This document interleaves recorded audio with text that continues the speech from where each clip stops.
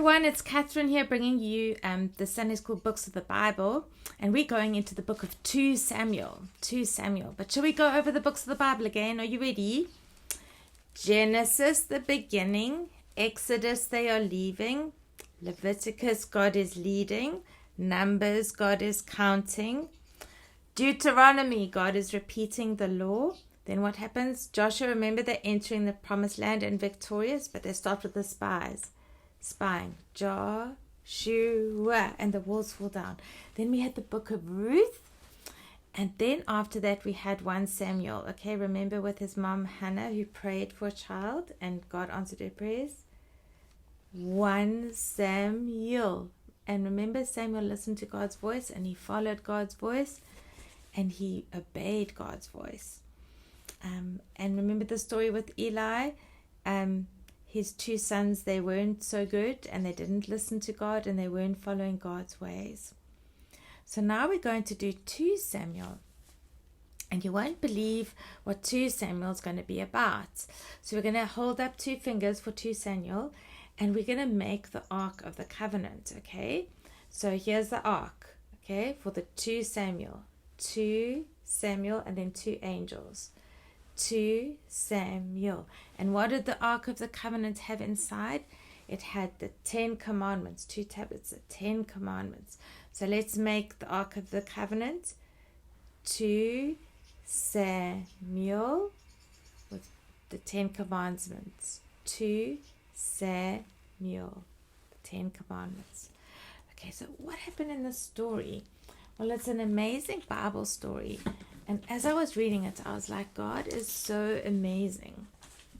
So in the book of 2 Samuel, when we 1 Samuel, when we're in that learning about Hannah praying for a son, and God gave her a son, and that was Samuel, and then she dedicated Samuel to God, remember? And Samuel stayed in the temple and learned all about God's ways and listened to Eli, who was the serving priest at that time, or the serving prophet at that time. And then he had 2 naughty sons and they weren't following God. And you know what happened? The Israelites were fighting against the Philistines, who didn't believe in God at all. And so they started going into big battle and big fighting. And the Israelites thought, oh, we better take God with us. But they didn't pray to God. They thought, oh, let's just take the ark. So our boys, Ezekiel and Gabriel, it's been school holidays, so they built the Ark of the Covenant. So you can also do this out of Lego. And inside they've put the 10 commandments that they made inside this covenant. So they took this into battle, but they didn't ask God. And they thought, if we take the Ark of the Covenant with us, we will win. And they were deciding what to do, but they never asked God, remember? They just pulled him into battle. And do you think they won? No, they lost terribly. They lost a lot of men. Even Eli's naughty sons died there. And then Eli was so shocked, he fell off his chair and he also died. And so now, where was this ark? It was no longer with the Israelites. The Philistines took it with them. So the Philistines were like, yay, we've got the Ark of the Covenant, and they brought it in the city. Where do you think they put it in their big city? Do you know what they did? They put the Ark of God, the Ark of the Covenant, in front of their statue Dagon. And they all went to sleep that night, and the next morning, oh my goodness, this huge statue had fallen face down in front of the Ark of the Covenant. And when we were telling this story in Sunday school, the children were like, God made the statue bow down to them. And I was like, absolutely. They're like, how can that happen? I said, God's all powerful. So the Philistines were like, oh, that must have been the wind blowing or something. We don't know how that happened. So they put it up again. What happened? They went to sleep that night. Next night, not only had Dagon fallen face down in front of the Ark of the Covenant, its neck and head were broken off the statue and the arms were cut off. They couldn't put it up again. It was broken into pieces. That's how powerful God is. So they were like, yo, what are we going to do? And then God, like with Egypt, the Egyptians, they had plagues and sicknesses, and they look, we don't want this Ark of the Covenant. So they sent it to another Philistine city. That Philistine city, when they got the ark, they all started getting sick. Things were going wrong. And they're like, no, we don't want it. So they sent the ark to another city, another Philistine city. And the same thing happened. They all got sick. And all the priests and all the people of the Philistines got together, and they were like, what are we going to do? We can't keep this here. We can't have God with us. And they all had their false gods, and they didn't follow God's ways at all. So it wasn't a place for God to be.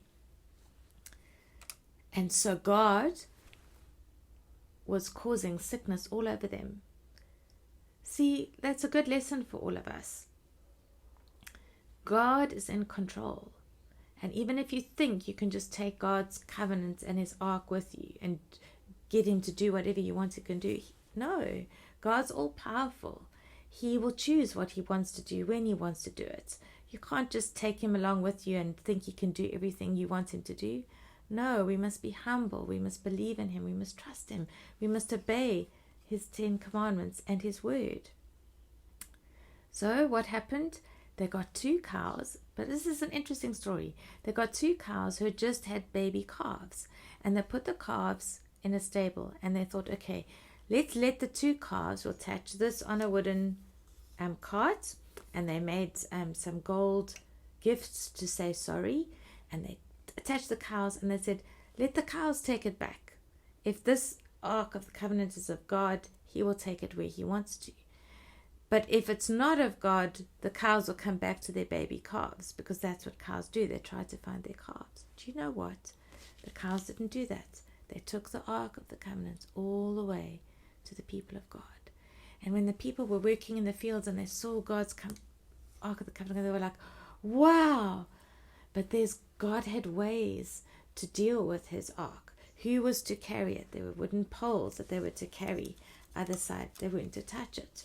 And one person got so excited, touched it, and he didn't survive. And so they had to bring it to a special place. Eventually it was with a young boy who didn't touch it. He had great respect for God, and it was kept with him for many years. So in that time, the Ark of the Covenant, there was no temple.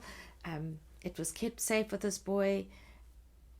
But it should be in a temple. It should be where the people worship him. And so we had all this happening with the Ark of the Covenant. And in between that, the people were like, we want a king like all the other cities and towns. The Philistines have a king. These people have a king. We want what they've got. And it was so, for Samuel, he was like, but God is your king. No, we want a human king. He said, if you get a human king, you will also have problems. You'll have taxes. You'll have all these kinds of things. No, we want what other people want. So God gave them a king. Who did he give them? Saul. But in the beginning, Saul followed God, but in the end, he didn't. And then God was looking for someone else to anoint. Who did he anoint? Can you remember? He anointed David. And David had a heart over God. He looked after sheep. He worshipped God. He sang songs to God. He loved God with all his heart and all his mind. He didn't look glamorous and huge, but he just had a passionate heart after God. And so Samuel was sent to anoint David. And Saul was jealous of David, and God gave his blessing on David. He won many battles against the Philistines, and he was just victorious in every way. But Saul, the king, was jealous of him, and even threw a spear at him. Such jealousy and such hatred. So David ran away. He was still anointed to be future king, but he ran away. And you know what? He didn't shout back evil things towards Saul, even though Saul was really horrible to him. He was kind and loving, and he wouldn't touch or hurt Saul. And he just waited. He waited on God. He ran, and he was all over the place, hiding in caves. But he waited, and he waited, and he waited, and trusted in God. And one day, Saul was in battle, and he fell on his own sword, and he was no longer king, so they needed a new king. And who was their king? David. Do you know what David wanted to do? He wanted to bring the Ark of the Covenant back to his people. And so he organized everything. The first time he did it, he made a few mistakes, but then he went back to the scrolls and he read, and he thought, what must I do? How is the best way? Who must bring the ark in? And then he followed everything in God's law. And you know what? They brought the Ark of the Covenant back. It was amazing. What did David do? He danced before the Lord, celebrating the Ark of the Covenant coming back, God coming back. And so when we think of 2 Samuel, think of the Ark of the Covenant, 2 Samuel, and then we're going to think of David dancing, King David dancing. So it's 2 Samuel, the Ark of the Covenant, and then King David dancing with a heart after God. So I pray the story has blessed you and encouraged you, and will prepare your hearts as we continue through the books of the Bible. God bless you.